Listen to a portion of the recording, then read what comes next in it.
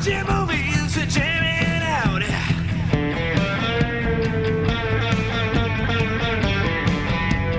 K-Flix 198.4 Fiction Radio. Welcome back to K-Flix Fiction Radio. This week we're taking another trip down some good old country roads. But not the roads we're quite used to in the States, but you wouldn't know that from the sound of Jessie Buckley's vocals. We're off to Glasgow to talk about Wild Rose from 2018. Aye, that's right. We're going to Scotland for this one. I honestly did not know. I picked this movie. You know, we've talked about this. I pick a movie, you pick a movie, and we go back and forth. I picked this movie, and I think maybe the folks know at this point that I spent a little less time doing homework before my picks. I just sort of went, that sounds cool, let's do it. Like, maybe watched a trailer. Maybe. And I did not realize that this movie was set in Scotland until a couple days ago when I went to watch it.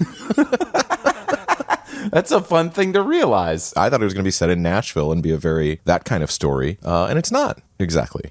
No. Very little of the movie takes place in Nashville. Yeah, just for a hot minute. I mean, Nashville is a device used in the plot throughout. Right, yes. Yeah, it's an indie flick from old Britain. Yeah. The northern part, specifically. The Scottish part. I also did not know anything about this movie. I watched a trailer after we selected the order for the episodes, and that's all that I knew. This kind of sits in that same place as Begin Again, our hit episode Begin Again. A runaway hit. Because everybody's heard of and loves that movie. But, that said, I was surprised and delighted with some of the things that I saw and heard in the film. I'm not mad I watched it. Oh, heavens no. Even though that this is a pretty dramatic movie, it was still a fun watch. A fun watch about a young woman who experienced a lot of adulthood early. 2 kids by 18. Yeah, and prison for about a year, it seems. Yes. She had a whole lot going on. And this story tells her kind of, I don't want to give anything away in regards to the ending or anything like that, but her pursuing her lasting dream from when she didn't have those, I hate calling kids inhibitions, but like, when she didn't have the particular set of responsibilities she finds herself with now. Which is a struggle for a lot of people that have children and other very adult responsibilities at a super young age, whether that being like taking care of another sibling in a parent sense or being a parent themselves. Yeah, that's a life-altering thing, and I'm sure that that's a struggle, feeling like pathways of life have been taken from you. Yeah, there's a nice sort of a different style of coming-of-age story nestled within this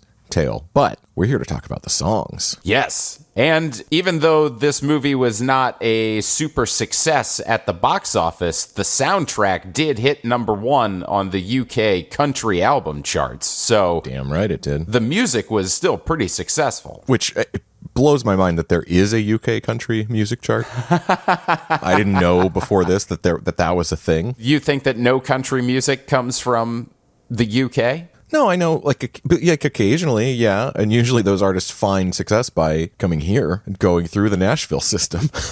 Yes. What I didn't imagine was that there was much consumption of country music over there. But I mean, obviously, I guess, yeah, there is. The guy in the movie, Bob Harris, the BBC Radio 2 DJ, he's a real dude. Mm-hmm. And he really has a country show on BBC Radio. So I guess, yeah, it was more than I imagined. Gotcha. Okay. Just because there's so much overlap, but like at the same time, historically, the UK and US charts always have those huge differences. There really are whole entire acts who were like big in Britain that we've never heard of and vice versa. Oh, 100%. It does make sense to me that of all the places it would be most appreciated, Scotland would be on that list, because I do think country and Western music and bluegrass music and all these things owe basically their entire heritage to Irish and Scottish, Gaelic and Celtic music. I think that's where all this stuff comes from originally. I hadn't really thought about those origins tracing back like that. You're totally right. But yeah, what you said in the intro is correct. Also,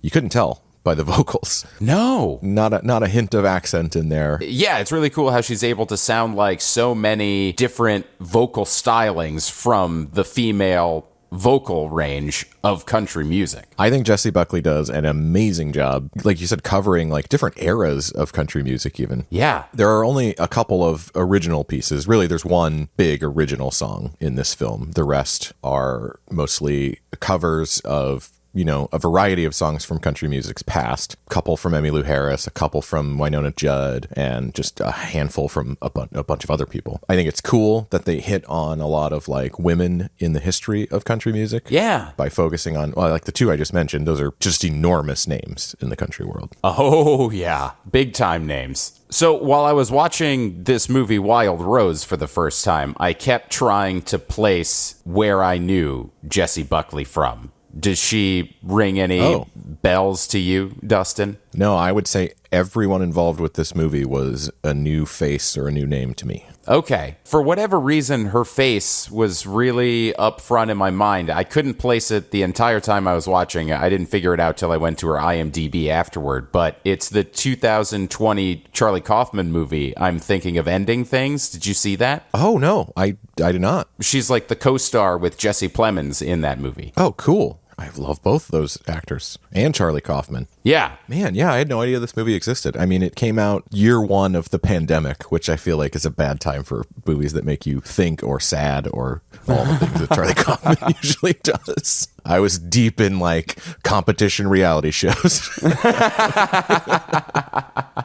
Jessie also did a little bit of music after this movie came out. In 2020, she released an album with the former Suede guitarist Bernard Butler. They put out an album called For All Our Days That Tear the Heart. Oh, really? Yeah. I'd like to play a song called Footnotes on the Map from that album. When the whisper dissolves like a kind of a bird, never gets any rest, spends its whole life on its wings, beats the wind instead, and the wind said fly, and the sea said live, and the sun says it can, it will fly away. Basically, this whole album from 2022 is super low-key like this. Oh, this is awesome. It's very chill. By the way, Suede, that's a perfect example of a band that was way bigger in the UK than here. 100%. Speaking of popular bands from across the pond, right away we get a song in this one that is probably the only song on the soundtrack not by a country music artist. Yeah. But it is by an actual local Glaswegian band, Primal Scream. You may know them from their hit Moving On Up.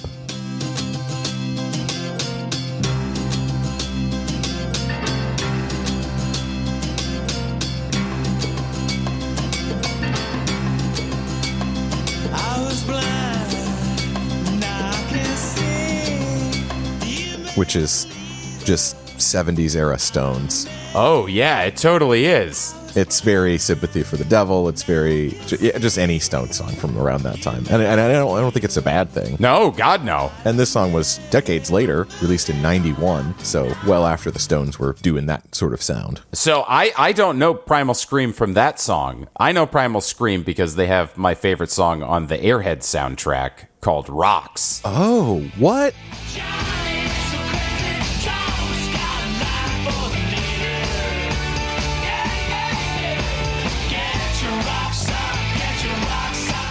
This was them. Yeah, on dude. that soundtrack.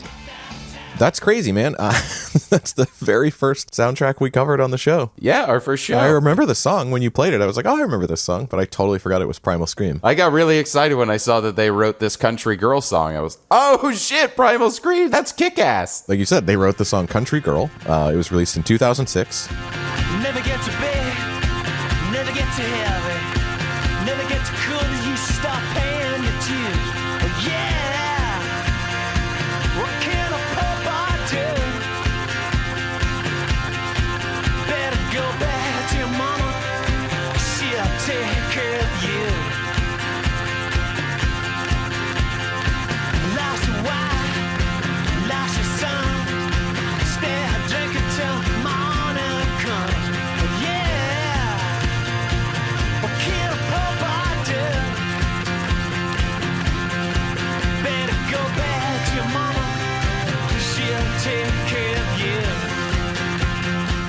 It doesn't sound like a country song, but I can also see how they made the leap to make it a country song for this movie. Oh, definitely. I mean, if you want to break it down, I honestly feel like kind of, again, with this song, they're doing a bit of a Stones thing. And when you're doing a bit of a Stones thing, you're just doing like blues rock, which converged with country long ago. That's fair. A modern country song and a modern rock song are only different in instrumentation. The structure of the song is pretty much the same. Fair. And they use it really well in the film. It's like the intro, right? Yes. Never get too big, never get too heavy, never get too cool, you stop paying your dues. Oh yeah, what can a poor boy do? Better go back to your mama, oh she'll take care of you. Lost your wife, lost your son, stay out drinking till the morning comes. Oh yeah, what can a poor boy? It's a cool thing about a blues song, man. You can strip it down and take it any which way you want to go with it. And this one is certainly a lot more stripped down in the beginning section of it. Allows her vocals to really shine through. Country girl, take my hand, lead me through this diseased land. I am tired, I am weak, I am worn. I have stole, I have sinned, oh my soul is unclean. Country girl, got to keep on keeping on. I mean, it's almost like you can even take it further back than the blues. It's like an old spiritual. Oh, okay. There's some worship music in there, I would say. Lyrically, it wouldn't work, but like I could hear this in a church musically. There's one song specifically on the soundtrack that was very sort of hymn-like. And that song is Peace in This House. It is very hymn-like, that song. It has a really beautiful build.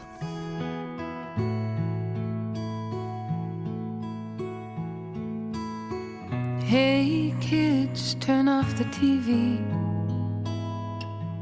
No, I don't wanna watch the evening news. Just come on over here, sit down next to me.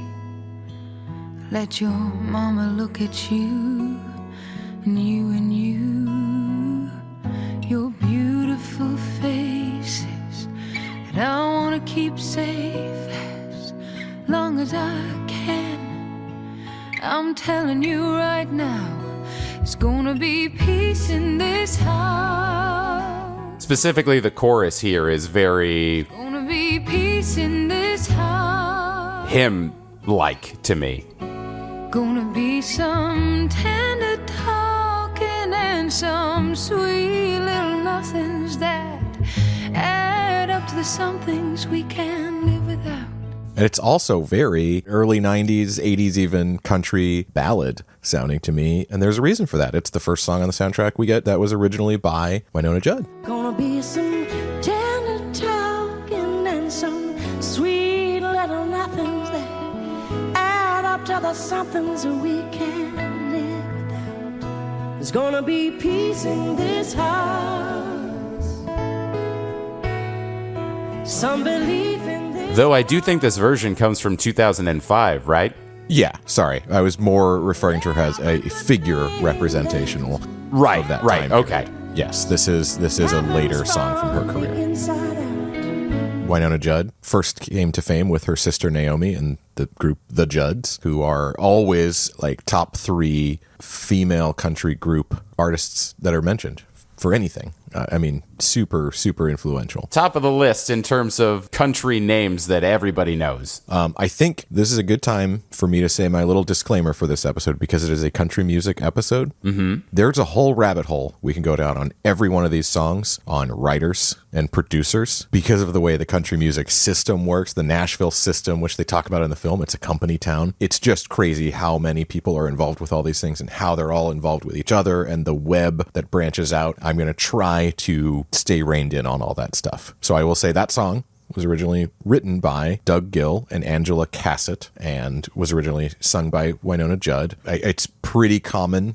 still in country music, unlike other genres where you have writers and performers. Some people do both, like always, right? But it's not like frowned upon like it is with like maybe rock music to not write your own stuff. All right, so Shawn, the next song I wanted to talk about from the film is Outlaw State of Mind. Oh, the Chris Stapleton song. Another artist, a modern country artist who's very famous. I'm not super familiar. I know the Tennessee Whiskey song. Yeah, I know that song too. That was like the song of the 2010s for country music, I want to say. I'm not super familiar with Chris Stapleton either. I just know that he is a massive name in the country sphere. So we get a little taste of Rosalind Harlan's version of Outlaw State of Mind in the scene where she gets her leg tracker from prison off, and she's celebrating, and her public defender or advocate, what are they called in the UK? I don't remember. Oh, I'm not sure. Is there celebrating with her. This is like a high point for her. This is like the whole movie she's been talking about how she wants to get back to performing and can't. Yeah. This is her return to the stage.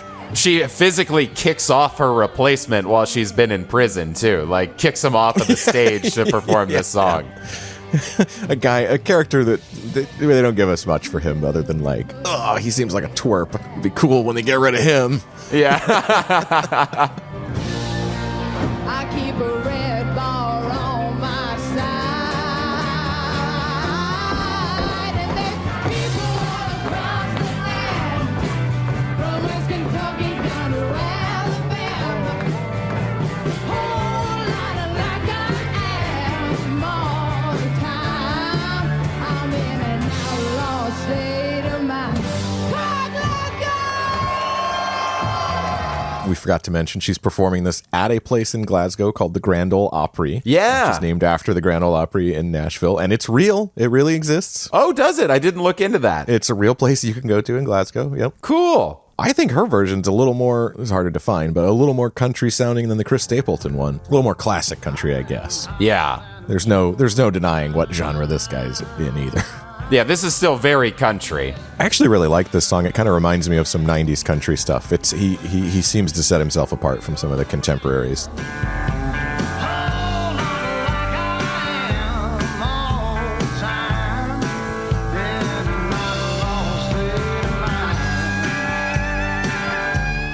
This is one where I do want to talk about one of the writers for a second. Oh, okay, sure. Because, so this song was written, almost none of these songs are written by a single person. This song was by Ronnie Bowman, Jerry Salley, and Chris Stapleton himself. So he does contribute to his own songwriting. Great. But the one I want to hone in on is this guy, Jerry Salley. I looked him up. He's written songs for Reba McEntire, for Wade Hayes, John Anderson. I mean, these are some like old school heavyweights. Oh, yeah. In the country world. But the one that caught my attention is an all-female country and bluegrass band from the 80s called Wild Rose. Whoa. Did you come across these guys? No. This is one I was hoping I might be able to surprise on you. Yeah, there was a group from, they existed for a blip from 1988 to 1991 called Wild Rose, featuring all-female cast of characters, 5 women in this band. That's cool. Yeah, and Jerry Salley co-wrote their song Breaking New Ground. Well, this is one of those traveling songs. Yes, sir.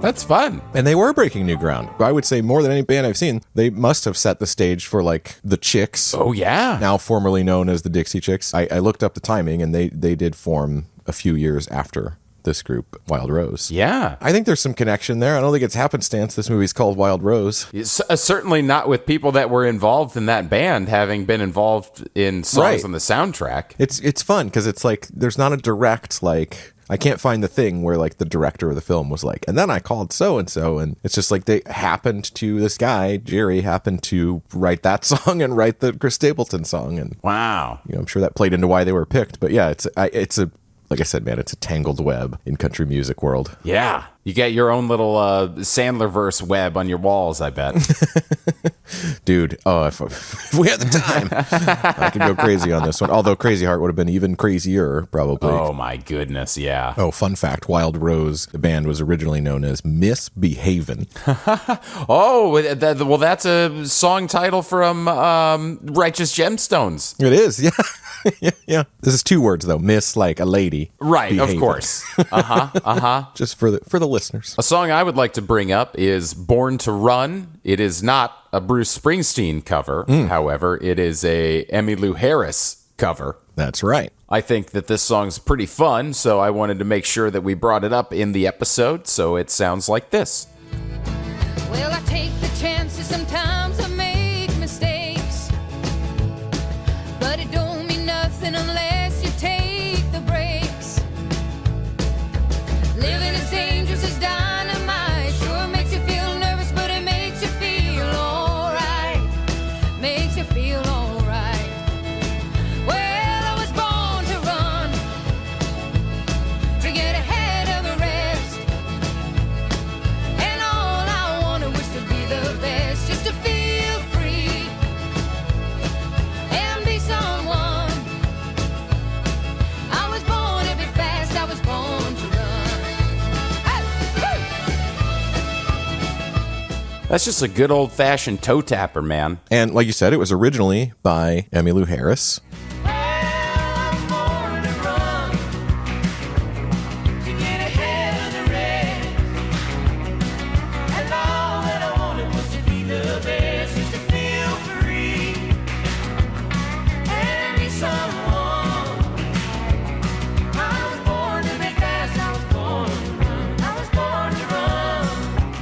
So that song was originally by Emmylou Harris, like we said, and it was written by Paul Kennerly. Didn't ring a bell to me when I saw it, but he's actually, first of all, he was married to Emmylou at the time that they wrote this song together. Okay. Also, he is an English country music songwriter. So again, with the surprises of like this stuff coming from the UK, this guy has contributed actively. And I guess his thing over the years has been like doing like cool concept albums and stuff. Oh. Like his credits are interesting. It's not like these like big ballads or, whatever kind of stuff you get famous for in country world. It's like 1978, he did a concept album set in the Confederacy. Did it in 1980, he did a Legend of Jesse James concept album. Okay. And had like just a bunch of stars on these things. Waylon Jennings, Charlie Daniels, Levon Helm, like all kinds of names. Wow. But then he also, in 1983, worked on a concept album with Emmylou, which was semi-autobiographical, and it's called The Ballad of Sally Rose. So there's that word rose again popping up. I think there's like a tie with all this stuff, man. Yeah, there must be something to do with roses in country culture, but I'm not well versed enough to know what the hell it is. I think they made some good picks overall for the songs to cover in this one. Hell yeah. It doesn't feel scattershot. It doesn't feel like slapped together. It feels pretty cohesive. There's a good mixture of ballads in there. Granted, we're not playing most of them because we tend to focus on the more upbeat songs than the ballads, but a lot of top-notch ballads on the soundtrack as well. I'm going to touch real quick on When I Reach the Place I'm Going. Oh, all right. Yeah, let's get into it. Which is the other, I think, on this soundtrack, Wynonna Judd, originally. Mm-hmm. This one was written by Emery Gordy Jr. and Joe Henry. In the movie, it goes a little like this. This is the one she sings when she's at the Grand Ole Opry in Nashville on the tour, and she just sort of goes out onto the stage. I reach the place I'm going, I will surely know my way, and I will turn and look inside me, bid farewell to one more day. But I think it's really cool instrumentation on the soundtrack. I think that just drum and bass thump is like, adds a bunch to it, makes it sound dark and moody. Oh, yeah. I think some of that comes from When I reach place I'm Well, actually, no. In this case, the Wynonna Judd version is the more stripped down one. Yeah. early know my way, and I will turn and look Yeah, this is more like the version we get in the movie. and bid farewell to one more day. So, again, real quick, I just want to focus in on one of the songwriters Great. on this song because I found some crazy trivia. This guy, Joe Henry, another name I wasn't familiar with, but this guy has quite a few credits. Well, first of all, he's released a bunch of music on his own, and then he has just a bunch of production credits in all kinds of the country world, but then also like stuff for Loudon Wainwright, who we've talked about on this show, stuff for Joan Baez, Bonnie Raitt, all these like heavyweights. But the one that caught my attention is that this song that he wrote is called Stop. Tell the leaves not to turn. Just don't tell me I'll learn. Take the black off a crow, but don't tell me to go. So this song Stop is apparently the basis for a song that he ended up co-writing with his sister-in-law, Madonna, called Don't Tell Me, from when we were in high school. Oh, wow. Tell me to stop. Tell the rain not to dry. Tell the wind not to blow. I mean, I listened to them both. Outside of the line, Don't Tell Me to Stop, I don't really hear the similarity.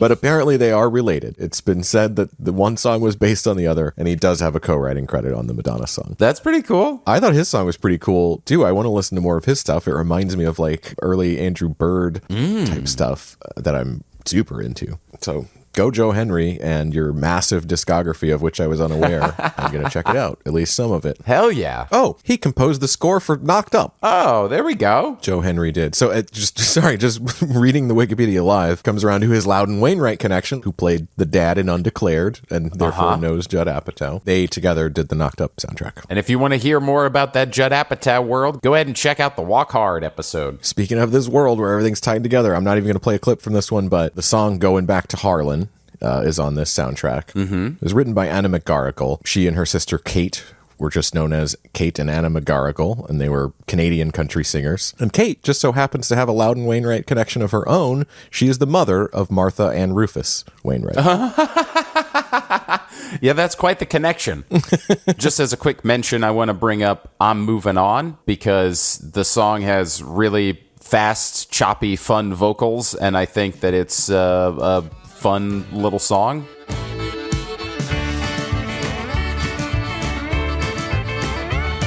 Well, a big 8-wheeler rolling down the track means a true love of mine ain't coming back. I'm moving on. I'll soon be gone. You were flying too high for my little sky. I'm moving on. Well, a big loud whistle as it blew and blew said hello to the south. I'm coming to you. I'm moving on. Oh, hear my song. You had to laugh on me, so I set you free. I'm moving on. Hey! I like all those hays and like cheers that she puts in those songs. Those are always really fun. Oh, yeah, man. You know what I love about that one is the accordion. Yes! Whenever I hear that accordion in country music, I'm like, it's kind of further from the Nashville sound, and I'm like, oh, we're in like Texas, Louisiana, like Zydeco influenced territory. That I think it's just always so fun. So that song is originally by a man named Hank Snow, and the lyrics are super different. They're basically completely different. It was back, I remember, in 33 when the great Jimmy Rogers inspired me to start moving on, start rolling on. Said they can't do you wrong if you don't stay too long, so keep a moving on. You know the famous Jimmy, well, he's dead and gone, and my friend Hank Williams, he sung his song, but they both moved on. Yes, they're done long gone. But this old country train is still throwing its flames still moving on. Yeah, super similar sounding, just completely different vocals. That's a cool tune. I'm glad you called that one out. Yeah, I really love the speed of the version from the movie, the one that Jessie Buckley does, and much like horns in things, I'm a sucker for that sort of chip-choppy vocal structure. Oh, yeah. I really like the sound of that. Chip choppy vocal structure. Let's patent that. Put it on a shirt. Let's get some merch going. Chip choppy vocal structure. That's a good shirt idea. All right. Let's start using it more, and the people will want it. Yeah, well, we just got to find more songs with it in there, and I'll keep bringing it up. All right, Shawn, I think that brings us to, as always, we can't talk about every song. There's no time. No, and this soundtrack is chocked full of songs. But in my mind, that brings us to the big finale song, the one that I think won some awards. It won a Critics' Choice for sure. We're talking about Glasgow, No Place Like Home. Yes, the song that Rose actually wrote herself at the end of the movie. Yeah, her own song. Yeah, because it's part of her journey that she isn't a songwriter yet. And it's fitting. It's the song that her character writes for herself in the movie, and it's the, I think, only song on the soundtrack that was written for this movie specifically. Oh, nice. Okay. Right? Well, there are a couple of songs on the soundtrack where I could find no writing credit at all, so I wasn't sure if it was originally for the movie or not. You're correct. And I think those are the ones where we get little snippets. Right. But anyway, this song, Glasgow, No Place Like Home, once again, shares 3 writers. Did any of the 3 writers' names stand out to you, Shawn? Yes, 110%. It blew my fucking mind. Yeah. Who are you talking about? Mary Steenburgen. Mary Steenburgen is one of the writers on the song. Famous actress and also married to Ted Danson. Mary Steenburgen. Yes. She's got a bit of a musical career as of late. Yeah. Did you come across how that started? I sure did. Yes. Yeah.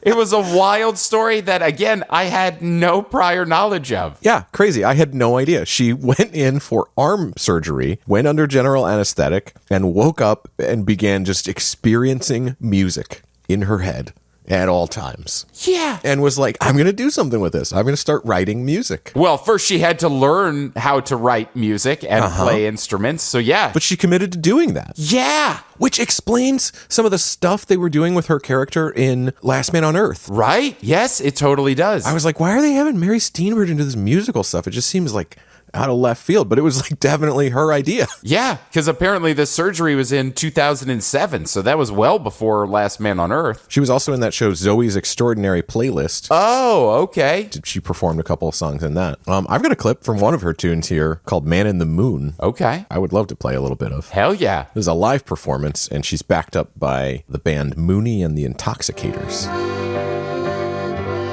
And she's playing the accordion. Oh, cool. Which I've seen her do in a few videos. Yeah, well, and on Last Man on Earth. Uh-huh. Yeah. Yeah. I broke up with a man in the moon last night. Had enough of his whimsical smile. Though he still beams, he's not who he seems. So I may have to dance in the dark for a while when I... Showing off her accordion chops there in that song that sounds a little bit Italian, a little bit French, a little bit country. I thought it was a cool tune. And again, I think like you, had no idea she was in the business of composing songs before this. No, had no idea. The other 2 women who wrote this song, their names are Kate York and Caitlin Smith. The interesting thing that I came across for Caitlin Smith is she also wrote some songs for the television show Nashville, which is about fictional country artists. Yeah, her discography is huge. She's written for a bunch of people, including Nashville adjacent people like Miley Cyrus and Meghan Trainor. Anyway, enough about these writers. Let's hear the song. The stones in front of your doorstep, coming and going, coming and going.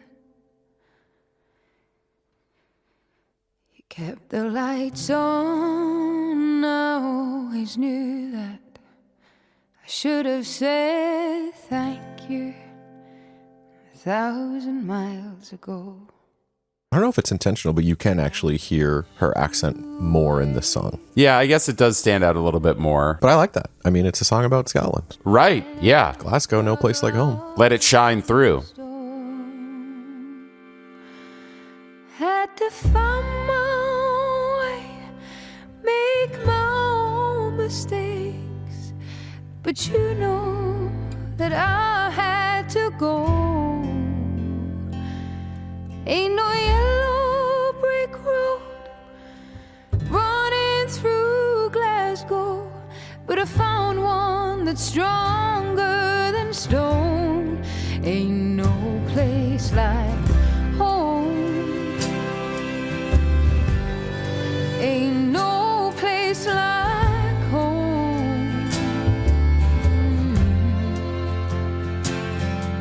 It's a great love letter type piece. It's a good song, yeah. It's a great way to end the film. That being said, Shawn, I'm going to cut you off because I know what you're going to say next. Oh. And I'm going to ask you this time because this was a film that I picked, like we said earlier. And I know it was one that it was on the bottom side of your list in terms of stuff you were looking forward to, as all the country music movies that we've covered were. But coming out the other side, I want to know, what did you think of Wild Rose? And would you, if she was a real artist, listen to Rosalind Harlan in real life? The movie was very enjoyable while being frustrating because I found it hard at times to support Rose's choices that she was making. Yeah. But at the end of the day, she was so talented that I, as a performer myself, understood why she was making the choices.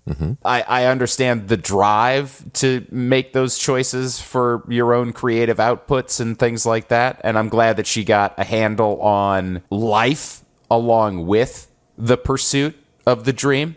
I would say probably 50% of the songs that she does are ballads. So half of the music that she makes appeals to me. And when they come on the shuffle, as I'm listening to the songs from K-Flick's Fiction Radio playlist on Spotify, Which you can subscribe to, listener. I will not turn those songs away. But would I put it on just for the shit of it? Probably not, because I don't have a lot of country music in my Rolodex normally. Sure. But when they come on the shuffle, I will certainly enjoy the songs that we've talked about today, because they are great songs. They're awesome covers. Even that original one, it's a very sweet and endearing song, and I do like it a whole bunch. It's just that country is a little bit harder of a sell to get in my daily routine. Okay, that's fair. I will say real quick, because you mentioned like the choices she makes and stuff. I do think overall this film sits in this similar category to ones we've talked about, like Begin Again and The Rocker, where it is like a re-beginning, a chance to begin again if you will, for someone in the film, and they kind of end in this. It's maybe a little bit of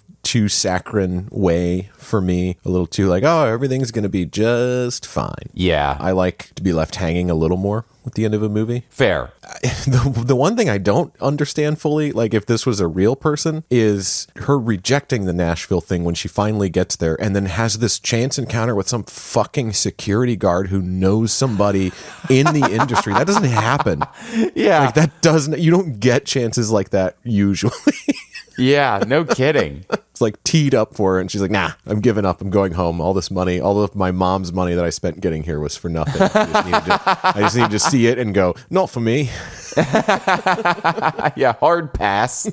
Oh, that's funny. I think it's a good film. Yeah. Don't feel like I wasted time. Oh, certainly not. No, I would recommend people to check it out. If you liked what you heard today from this music and you have not seen the movie, check it out. I mean, what is it, like an hour and 40 minutes? Like, Pretty quick watch. that's a nothing watch. And also, if you enjoyed the music that you heard today, go ahead and rate this podcast wherever you're listening right now. That would do us a ton of favors. Always super helpful when you give us a rating. Mm-hmm. Like, it's the most helpful thing you can do for any podcast you listen to. Yeah. Help the makers out. They would super appreciate it, and we super appreciate it when you do. Yeah, very kind of you. And as always, you can find us online, fictionradiopod.com, and contact us at fictionradiopod@gmail.com. See you next week, everybody. Watching movies, jamming out.